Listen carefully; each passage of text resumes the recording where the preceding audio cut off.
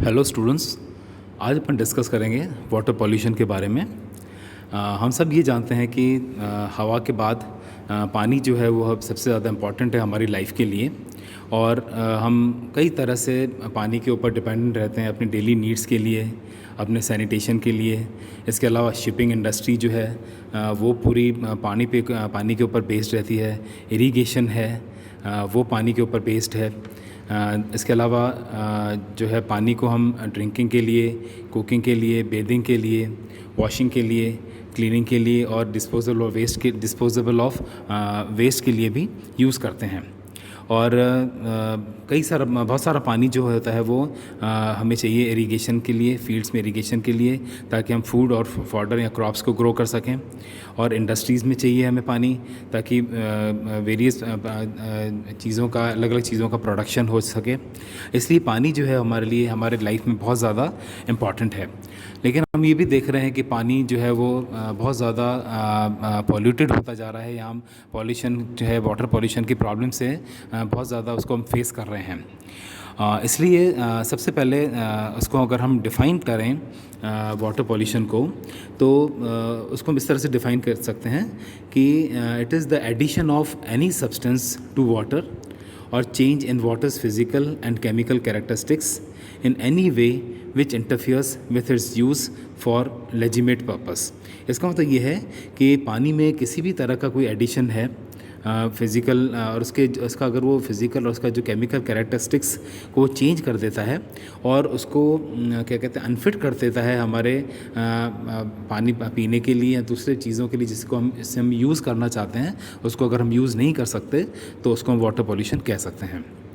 और नॉर्मली जो होता है, पानी कभी प्योर नहीं होता है केमिकल सेंस में, और उसमें कई तरह की इम्प्योरिटीज़ होती हैं। जैसे कई तरह की गैसेस, डिसॉल्व गैसेस होती हैं उसमें, like H2S, carbon dioxide, ammonia and nitrogen. और इसके अलावा कई सारे मिनरल्स होते हैं इसके अंदर, जैसे कैल्शियम, मैग्नीशियम और सोडियम सॉल्ट्स। इसके अलावा सस्पेंडेड मैटर होता है इसमें, क्ले होता है, सिल्ट होता है, सैंड होता है, और उसमें माइक्रोब्स भी पाए जाते हैं पानी में। इसीलिए हम इसको पूरी तरह से प्योर नहीं कह सकते, लेकिन ये जो है ये सारे नेचुरल इम्प्योरिटीज़ हैं, और जो कि डिराइव होती हैं एटमॉस्फेयर से और कैचमेंट एरिया से और सॉइल से। और ये जो होती हैं बहुत लो अमाउंट में होती हैं, और नॉर्मली जो ये इम्प्योरिटीज़ हैं ये पॉल्यूट नहीं करती हैं वाटर को, एंड हम पानी को इस तरह पी सकते हैं। लेकिन पॉल्यूटेड वाटर जो होता है, हाउएवर, वो जो they are, it is turbidity होती है उसमें, अनप्लेजेंट होता है, बैड स्मेलिंग होता है, और अनफिट फॉर ड्रिंकिंग, और ड्रिंकिंग के लिए अनफिट होता है, बेदिंग के लिए अनफिट होता है, वॉशिंग और अदर पर्पस के लिए अनफिट होता है। और बहुत ज़्यादा हार्मफुल होता है, क्योंकि ये बहुत सारे डिजीज़ कॉज करता है ह्यूमन बींग्स में भी। जैसे अपन सभी जानते हैं, कॉलरा है, डिसेंट्री है, टाइफॉइड है, और हेपेटाइटिस जो है, ये भी क्या कहते हैं, केमिकल्स हैं, यहाँ कहना चाहिए, ये पॉल्यूटेड वाटर है, उसके द्वारा ये डिजीज़ कॉज होती हैं। और अब हम ये अगर देखें कि क्या कहते हैं, पानी किस तरह से पॉल्यूट होता है, उसका कारण ये है कि most of our water bodies जो होती हैं, जैसे पॉन्ड्स हैं, लेक्स हैं, स्ट्रीम्स हैं, रिवर्स हैं, सी है, ओशंस है, ये जो पॉल्यूट होती हैं 4 रीज़न्स के कारण पॉल्यूट होती हैं। सबसे पहला रीज़न है इंक्रीज़ इन पॉपुलेशन बहुत ज़्यादा हमारी बढ़ रही है। दूसरा, अर्बनाइजेशन जो हो रहा है हमारे इसका क्या कहते हैं, सिटीज़ का। फिर इंडस्ट्रियलाइजेशन, वो भी बहुत बड़ा कारण है पानी के पॉल्यूशन का। और चौथा जो है एग्रीकल्चरल डेवलपमेंट। और इन सब का बहुत ज़्यादा इम्पैक्ट होता है क्वालिटी और क्वांटिटी ऑफ वाटर का इंडिया में। और अगर हम सोर्सेज ऑफ वाटर पोल्यूशन की बात करें, तो कई सारे सोर्सेज हैं वाटर पोल्यूशन के, जिसमें सीवेज है, और अपने क्या कहते हैं, इंडस्ट्रियल एफ्लुएंट्स हैं, एग्रीकल्चरल डिस्चार्जेस हैं, और पेस्टिसाइड्स और हर्बिसाइड्स हैं। तो ये सारी चीज़ें जो हैं, ये क्या हैं, these are the sources of water pollution.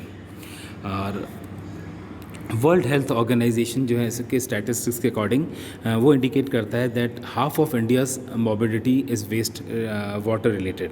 जो इंडिया की मॉर्बिडिटी है वो वाटर रिलेटेड होती है। और सबसे पहले हम जो सोर्स है वो हम लेते हैं सीवेज, जो वाटर पॉल्यूशन का जो इम्पोर्टेंट सोर्स है। ये जो है इसको अगर हम डिफ़ाइन करें तो it is a discharge of untreated और partly treated sewage in water bodies, sometimes due to improper sewage handling processes of municipal bodies. Municipal bodies के इम्प्रॉपर सीवेज हैंडलिंग के कारण वाटर पॉल्यूशन होता है। और सबसे ज़्यादा इम्पॉर्टेंट है कि ये मेजर सिटीज़ में बहुत कॉमन होता है। और such a discharge of sewage and other waste in water results into depletion of oxygen level. और इसके कारण क्या होता है, पानी का जो है पानी में ऑक्सीजन लेवल की कमी हो जाती है और एल्गल ग्रोथ जो होते हैं उसमें स्टिमुलेट होती है, एल्गी जो होती है उसमें ग्रो हो जाती है। सीवेज जो होता है is water borne waste. Sewage को हम वाटर बॉर्न वेस्ट भी कह सकते हैं। इसके अंदर हम इंक्लूड कर सकते हैं ह्यूमन एक्सक्रीटा को, paper cloth, soap, detergents etcetera. और ये जो है मेजर प्रोपोर्शन है पॉल्यूटेंट्स के जो कि हमारे वाटर में एंटर होती हैं। And there is uncontrolled dumping of waste of rural areas, towns and cities into ponds, lakes, streams और रिवर्स। रिवर सब में अनकंट्रोल्ड क्या होता है, डंपिंग होती जाती है। And due to accumulation of sewage and other waste in these bodies they are not able to recycle them and their self regulatory capability is lost। इनकी self regulatory capability जो होती है वो धीरे धीरे ख़त्म हो जाती है। The decomposition of these wastes by aerobic microbes decreases due to higher levels of pollution। और इसके कारण क्या होता है, एरोबिक माइक्रोब्स का जो डिकम्पोजिंग की जो कैपेबिलिटी होती है इसके कारण, पॉल्यूशन के कारण डिक्रीज़ हो जाती है। And the self purifying ability of the water is lost. जो वाटर की अपनी प्योरीफाइंग एबिलिटी होती है वो ख़त्म हो जाती है और वो जो होता है अनफिट हो जाता है ड्रिंकिंग और अदर डोमेस्टिक यूजेस के लिए। And since decomposition of sewage and other waste is largely an aerobic process. ये क्या होता है, एरोबिक प्रोसेस होता है। Accumulation of these in waste accumulation of these in water increases its oxygen requirement। और इसी कारण क्या होता है, एरोबिक प्रोसेस जो होता है वो एसेंस डिकम्पोजिशन जो होता है एरोबिक प्रोसेस होता है और इसके कारण पॉल्यूशन के कारण वाटर में ऑक्सीजन की रिक्वायरमेंट जो होती है वो बढ़ जाती है। और इसको हम अगर दूसरी भाषा में कहें तो इसको हम बायोलॉजिकल ऑक्सीजन डिमांड भी कहते हैं, वो इंक्रीज़ हो जाती है। Now what is biological oxygen demand?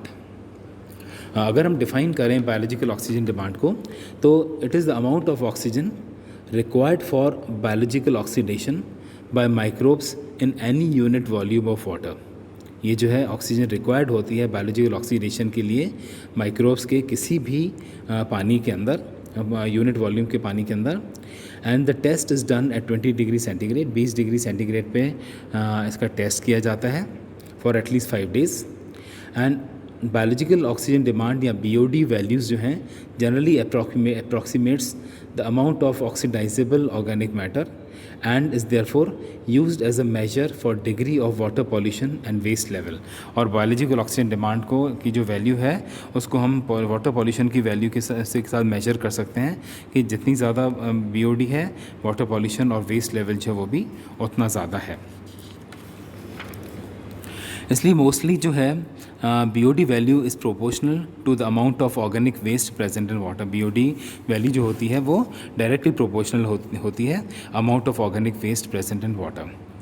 And due to addition of sewage and waste oxygen levels are depleted which are reflected in terms of BOD values of water. जैसे जैसे क्या होता है सीवेज जो होता है इसमें एडिशन सीवेज का एडिशन होता है पानी के अंदर तो ऑक्सीजन लेवल डिप्लीट होती है और वो BOD वैल्यूज़ को वाटर को रिफ्लेक्ट करती है। इसी में दूसरा होता है यूट्रॉफिकेशन।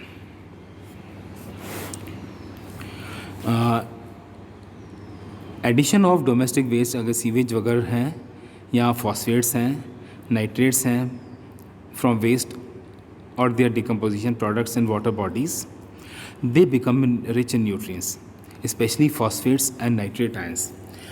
इसका मतलब ये है कि पानी में domestic waste, phosphates, nitrates etcetera जो कि वेस्ट में से निकलते हैं, और उनके डिकम्पोजिशन के प्रोडक्ट्स हैं वाटर बॉडीज़ में, उसके कारण क्या होता है, वाटर बॉडीज़ होती हैं they become rich in nutrients में रिच हो जाती हैं, स्पेशली फॉस्फेट्स और नाइट्रेट्स आयंस में। Thus, with the passage of these nutrients through such organic waste the water bodies become highly productive और यूट्रॉफिक। और इसी कारण क्या होता है, जो वेस्ट होती हैं इसमें क्या होते हैं, जो इसमें वाटर बॉडीज़ के में इनका इन्वॉल्वमेंट होता है, इनमें एडिशन होता है न्यूट्रिएंट्स का, जिसके कारण क्या होते हैं, water bodies they become highly productive और यूट्रॉफिक। और इस फिनोमेनन को हम बोलते हैं eutrophication. This phenomenon is called as eutrophication. और इसीलिए जो पॉन्ड्स हैं, लेक्स हैं, जब वो इनिशियली बनती हैं, उनका जो फॉर्मेशन होता है, दे आर रिलेटिवली बैरन, वो बैरन होती हैं और न्यूट्रिएंट डेफिशिएंट होती हैं, क्योंकि उनमें अभी वेस्ट जो है वो ऐड नहीं हुआ होता है, दस सपोर्टिंग नो और वेरी पुअर एक्वेटिक लाइफ। इसी कारण में बहुत ज़्यादा पुअर मतलब बहुत कम मात्रा में एक्वेटिक लाइफ होती है। और ऐसी जो बॉडीज़ होती हैं, ऐसी स्टेट को उनको बोलते हैं ओलिगोट्रॉफिक, जो नई बनी होती हैं, जिनमें न्यूट्रिएंट्स की मात्रा कम है और जिसमें बहुत कम एक्वेटिक लाइफ है, ऐसे स्टेट को हम बोलते हैं ओलिगोट्रॉफिक। और जैसे ही एडिशन होता है न्यूट्रिएंट्स का, उनकी क्या होती है, वो स्टिमुलेट करती हैं लग्जूरियंट ग्रोथ ऑफ एल्गी को।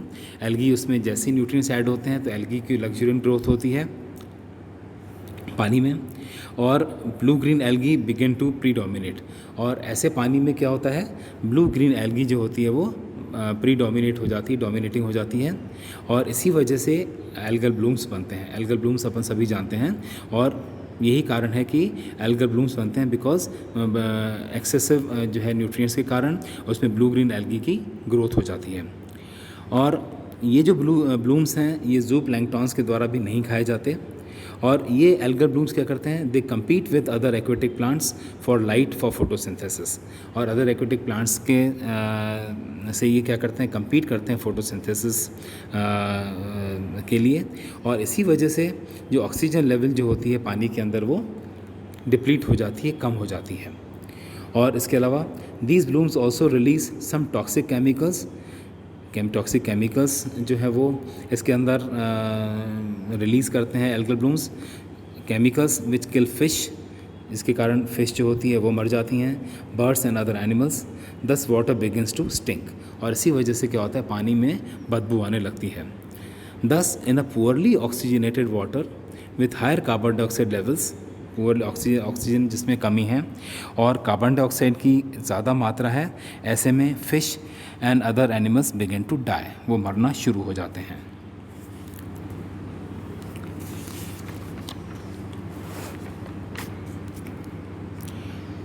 नेक्स्ट है इंडस्ट्रियल एफ्लुएंट्स। इंडस्ट्रियल एफ्लुएंट्स जो हैं, हम ये सब जानते हैं, जैसे जैसे इंडस्ट्रियलाइजेशन और अर्बनाइजेशन बड़ा है, पानी की रिक्वायरमेंट जो है एनर्जी के लिए इंडस्ट्रीज़ में बहुत ज़्यादा बड़ी है, और नियर अबाउट 18% जो है वो बड़ी है पानी की रिक्वायरमेंट। और जो एनवायरनमेंट मैनेजमेंट के जो सिस्टम्स हैं वो बहुत पुअर हैं इंडस्ट्रीज़ के अंदर, जैसे थर्मल पावर इंडस्ट्रीज़ हैं, केमिकल इंडस्ट्रीज़ हैं, मेटल्स की हैं, मिनरल इंडस्ट्रीज़ हैं, लेदर प्रोसेसिंग और शुगर मिल्स हैं। और ये सारे क्या करते हैं, they lead to discharge of highly toxic and organic waste water. और ये क्या करते हैं, हाईली ऑर्गेनिक वेस्ट जो है वो पानी के अंदर रिलीज़ करते हैं। और this has resulted in pollution of the surface and ground water sources. और इसी वजह से क्या है, जो ग्राउंड वाटर है और पानी का जो सरफेस पे जो पानी है वो पॉल्यूटेड होता जाता है। और इनमें जो हैं जो पॉल्यूटेंट्स हैं मेनली वो होते हैं oils, grease, plastics, plasticizers, metallic waste, suspended solids, phenols, toxins, acid salts, dyes, cyanides और स्पेशली डीडीटी एक्सेट्रा। ये सारे कॉमन पॉल्यूटेंट्स हैं जो कि इंडस्ट्रीज़ के द्वारा पानी में रिलीज़ किए जाते हैं, जिसकी वजह से पानी बहुत ज़्यादा पॉल्यूटेड हो जाता है। और ये जो है केमिकल टॉक्सिकोलॉजी नॉर्मली इनको कहा जाता है पानी की। नेक्स्ट है एग्रीकल्चरल डिस्चार्ज। एग्रीकल्चर डिस्चार्जेस जो होते हैं they include chiefly the chemicals used as fertilisers, जो फर्टिलाइज़र्स हम यूज़ करते हैं एग्रीकल्चरल के लिए, एंड पेस्टिसाइड्स जिनको बायोसाइड्स भी कहते हैं, यूज्ड इन डिजीज़ कंट्रोल। तो एग्रीकल्चरल डिस्चार्ज मेनली जो होते हैं इसमें फर्टिलाइज़र्स आते हैं और पेस्टिसाइड्स आते हैं जो कि डिजीज़ कंट्रोल में यूज़ होते हैं, and their discharges reach into water bodies, और इनके जो डिस्चार्ज हैं वाटर बॉडीज़ में पहुंच जाते हैं। और इसमें स्पेशली आता है आर्टिफिशियल फर्टिलाइज़र्स जो हम यूज़ करते हैं। नाउ हम जानते हैं कि जो हम अपना मॉडर्न एग्रीकल्चरल की जो प्रैक्टिसेस हैं वो बहुत ज़्यादा डिपेंडेंट हैं कई सारे आर्टिफिशियल और सिंथेटिक केमिकल्स के ऊपर, जिसमें फर्टिलाइज़र्स हैं, बायोसाइड्स हैं, पेस्टिसाइड्स हैं, हर्बिसाइड्स हैं और वीडिसाइड्स हैं। और these chemicals along with waste are washed off lands through irrigation के द्वारा, रेनफॉल के द्वारा, ड्रेनेज एक्सेट्रा के द्वारा, they reach to the rivers, lakes, streams etcetera, ये सब रिवर्स, लेक्स एक्सेट्रा स्ट्रीम्स में पहुंच जाती हैं और जहाँ पे वो क्या करती हैं नेचुरल इकोसिस्टम को डिस्टर्ब करते हैं, ये आर्टिफिशियल फर्टिलाइज़र्स। अगर हम फर्टिलाइज़र्स की बात कर रहे हैं, जो नाइट्रेट फर्टिलाइज़र्स हैं जो कि सॉइल क्या कहते हैं फर्टिलिटी इंक्रीज़ करने के लिए अपन डालते हैं, वो क्या करते हैं they enter our wells and ponds और वेल्स में एंटर हो जाते हैं। These waters thus are very rich in nitrates, और ये वाटर जो होते हैं बहुत ज़्यादा नाइट्रेट्स में रिच होते हैं। And it is not only makes water unfit for drinking but also causes diseases. ये खाली अनफिट ड्रिंकिंग वाटर को नहीं करते अनफिट, लेकिन डिजीज़ भी कॉज करते हैं।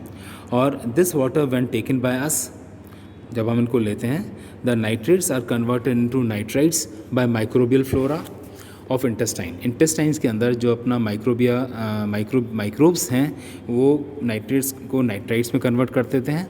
And these nitrites then combined with the haemoglobin of blood to form methaemoglobin, and which interferes with the oxygen carrying capacity of the blood की oxygen carrying capacity को interfere करता है। और इस disease को बोलते हैं, जब डिज़ीज़ प्रोड्यूस होती है उसको हम बोलते हैं methaemoglobin anaemia. This leads to various ailments, और इस मैट हीमोग्लोबिन एनीमिया के कारण कई सारी रेस्पिरेटरी और वैस्कुलर सिस्टम की डिजीज़ हो जाती हैं। स्किन का कलर जो होता है ब्लू हो जाता है, और ये जो है इवन कैंसर को भी कॉज करती हैं। इसमें हम पेस्टिसाइड्स और हर्बिसाइड्स को भी अगर लें तो पेस्टिसाइड्स ये ऐसे केमिकल्स हैं, पेस्टिसाइड्स और हर्बिसाइड्स जो कि यूज़ होते हैं प्लांट्स और एनिमल्स के पेस्ट को किल करने के लिए। Pesticide is a general term used for bactericides, इसमें बैक्टीरियासाइड्स भी आते हैं, फंजीसाइड्स आते हैं, निमेटिसाइड्स आते हैं, इंसेक्टिसाइड्स आते हैं और हर्बिसाइड्स और वीडिसाइड्स आते हैं। और इसमें पेस्टिसाइड्स में कई तरह के केमिकल्स होते हैं जो कि एज ए पेस्टिसाइड यूज़ होते हैं। And these are highly potent chemicals that enter our food chain and then begin to increase in their concentrations at successive trophic levels in the food chain. ये food chain के अंदर ecosystem में enter हो जाते हैं और अलग अलग कॉन्सेंट्रेशन में हम सक्सेसिव ट्रॉफिक लेवल्स में हमें मिलते हैं। और पेस्टिसाइड रिलेटेड जो डेथ होती हैं डेवलपिंग कंट्रीज़ में देर आर, वो जो अगर एस्टीमेट देखें हम तो सेवरल थाउजेंड एवरी ईयर जो होती हैं, and about 1.5 to 2 million persons जो होते हैं सफ़र करते हैं from these acute pesticide poisoning. इसके पॉइजनिंग के कारण कई सारे जो हैं पॉपुलेशन जो है वो इफ़ेक्टेड होती है। एंड इसको अगर हम देखें तो कुछ टॉक्सिक पेस्टिसाइड्स एग्जांपल हम देखें तो उसमें DDT आता है, diphenyl trichloroethane, BHC, benzene hexachloride, chlordane, methoxychlor, toxaphene, aldrin, endrin and PCBs, polychlorinated biphenyls. So there is मतलब ये कुछ एग्जांपल्स हैं पेस्टिसाइड्स के। And there is evidence that such chronic accumulation of pesticides, और ये क्या करते हैं जब एक्यूमुलेट होते हैं pesticides played a role in kidney, इनको क्या कहते हैं किडनी को इफ़ेक्ट करते हैं, मेल फंक्शनिंग किडनी के मेल फंक्शनिंग करते हैं। Access of amino acids in blood and urine, amino acids जो होते हैं वो एक्सेसिव हो जाते हैं ब्लड और यूरिन के अंदर। और इसके अलावा ये जो है pesticides, they cause abnormalities of brain tissue and they also cause blood abnormalities.